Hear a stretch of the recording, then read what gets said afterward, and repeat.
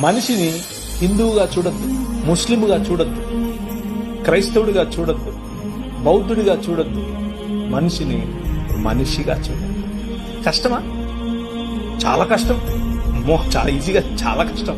మతం తట్టుకోలేదు, బట్టలు చింపేసుకుంటది. నిజంగానే అంటే ప్రభువైన యేసుక్రీస్తుని చంపింది ఎవరు అంటే మతమే కాదా? ఆమె రాంగ్. పిలాతు చేతులు కడిగేసుకుని నాకెందుకు రా బాబు, లే చంపండి అని అన్నాడు. మతం నిజమైన మనిషిని చూస్తే బట్టలు చింపేసుకుంటాడు. ప్రధాన యాజకుడు అన్నాడు, యూదుల రాజుకు క్రీస్తు. ఏమి నువ్వు అన్నావు లేదా? అవును, నువ్వు అన్నట్టే. మనుష్య కుమారుడు ఆకాశ మెగారుడై దిగివచ్చుట మీరు చూస్తారు అని అంటే ఇంతకంటే ఎక్కువ సాక్ష్యం కావాలని బట్టలు చింపుతున్నాడు. మతము తట్టుకోలేదు మనిషిని. Try to live a real human life. నిజమైన మనిషిగా బ్రతికి చూడు. మతం మెల్లిమెల్లిగా తన పట్టు కోల్పోతుంది.